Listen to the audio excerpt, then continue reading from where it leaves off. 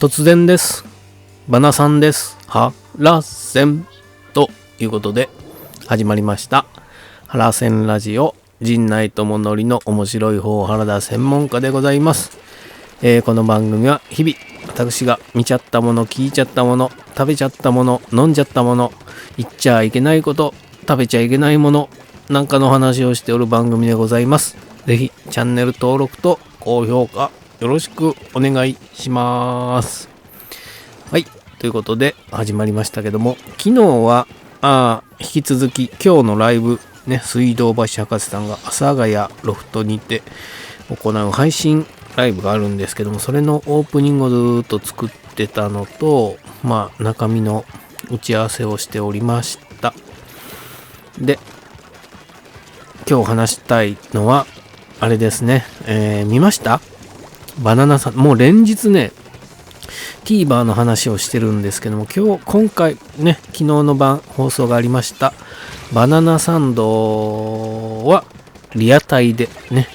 リアルタイムで見ておりました。陣内くんが出て、だいぶあれいつだったかな、3週間ぐらい前に、僕は収録は行ってなかったんで、素材だけ準備して渡してたんですけども、収録終わってすごく面白かったって陣内くんが言ってて、放送すごく楽しみにしてたんですけども、いや面白かったですね。なんていうんですか、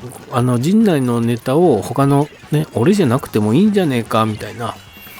風で、他の人がやったらどうなるんだろうっていうことを日村さんと伊達さんとやってたんですけども、伊達さん面白かったね。でね、外国人のメジャーリーガーみたいなやつ来たっていうところで、下手くそのツッコミがやっぱりあれは下手くそやっていう話をしてましたけどね。やる人がによってね、見え方も随分違うしっていうのは思いましたね。でも僕が見てて、そこをどうこうというか、そこがあれだっていうよりも、見てて面白かったのはやっぱり、設楽さんにあんな隠れ設楽ファン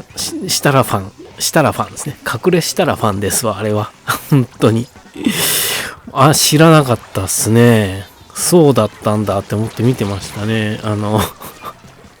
何でした？高圧洗浄機を買うとか、確かにね、高圧洗浄機の話してましたよ。YouTube でなんかやるって言った時に、高圧洗浄で掃除してたのがどうのこうのってね、それ面白かったんでみたいな話してたんで高圧洗浄機あんだってぐらいにしか思ってなかったんですけどもそういうことがあったのかとかね。あとフレグランスは香水がどうのこうのっていうのも初めて知りましたねっていうので、意外に長い付き合いではありますけども、知らないことの方が多いです。込み入った話というか、ああいうなんていうんですかね、面と向かってあんまり話すこともないし、楽屋で2人だけポツンってなってもね、お互い黙って僕の場合はほぼネタを詰めてるとかね、最終調整をしてたりするんで、取り立てて日常会話をすることはあんまないんですけども、ああいった話は聞けたのはちょっと新鮮でしたね。ちょくちょくね、僕がおすすめする漫画とかはね、ちょくちょく話はするんですけど、なかなか興味は示さないですね。九条の題材をね、もう猛プッシュしてるんですけど、見てないでしょうね、きっと。九条の題材見てほしいな怖いからというかね、みたいな話をするんですけどね。エヴァも見てないでしょ。だからエヴァの話もしませんしね。野球僕見ないんでね、野球見てたらあれですけど、桃鉄の話はね、収録YouTube の収録の時でもこうああだこうだっていうね、僕も家でやってますから、こんな技というかね、ああいうズルができますよみたいな話はその時はするんですけどね。でもああいった話はちょっと新鮮でしたね。なんか YouTube でとか Netflix で何見るみたいな話は聞くんですけどね、結構ドキュメンタリーを好きで見てるそうですよ。っていうのはそのバナナサンドを見てね思いましたね。だからネタに関してはね、本当になんていうんですかね、こう素材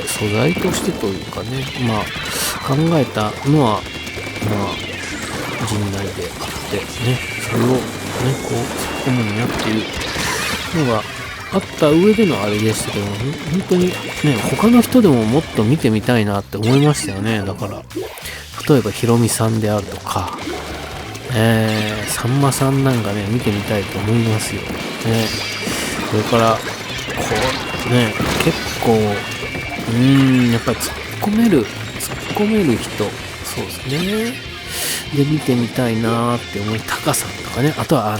サマーズさんなんかやってほしいなって思いますね。っていうのはあるんですけど、こう実はね過去に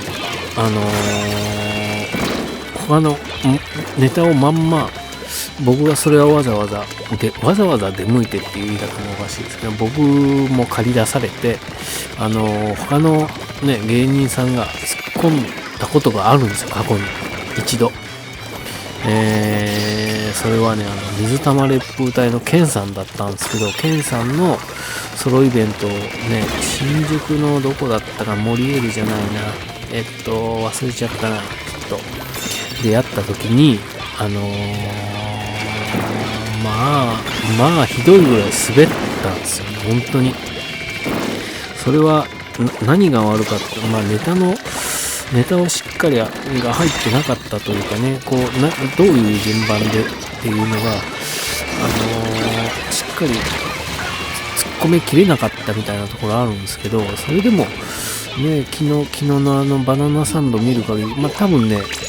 なんていうんですかね、練習してないことはないと思うんですけど、がっちり練習もしてなくて、ほぼ初見でなんかね100キロ120キロ150キロとかね、バッティングセンターのデータぐらいの順番、それカンペが出てたのかわかんないですけど、みたいなところでもうほぼ初見でやってたと思う。だから反射神経ですよね、芸人としてのっていうのがこう試されてたんですけど、ケンさんでやったのがね、こうなんていうんですかね、振りかぶりすぎちゃったのかなみたいなところでひどく滑った覚えがあったんで、それ以来ね、それが何年前だから、6年前7年前ぐらいだったと思いますけどね、っていうのがあったんで、こう放送までね僕はドキドキね、気が気じゃないというか、どんな仕上がりになってるんだろうとは思ってたんですけど、いやーでも面白かったですね。だから本当に他の人でも見てみたいなって思いますね。それこそ粗品くんとかね、第7世代の若い、コーラとかは見てみたいですね。粗品くんで思い出したけども、この間エンタの収録があったんですけども、粗品くんもいてて、でネタ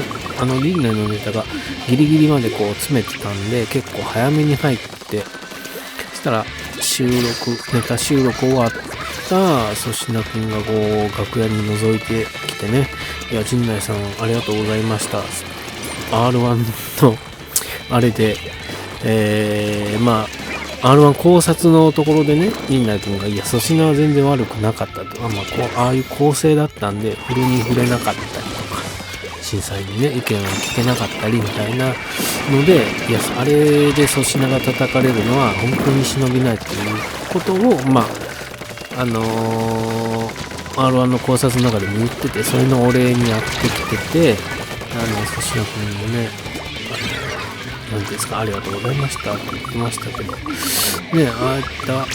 若い世代とかにもねぜひやってもらいたいなとかね、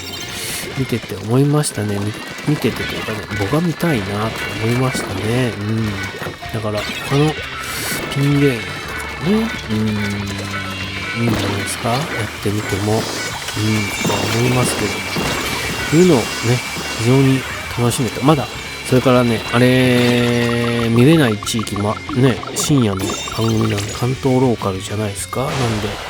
今度ゴールデンになるっつってね、いや、ゴールデンで呼べよって言ってましたけど、ぜひ TVer でね、TVer だったら、どっからでも見れますんでね、ぜひ、見ていただければなって思いますね。はい。昨日見たバナナサンドの感想でした。はい。チャンネル登録と高評価よろしくお願いします。ありがとうございました。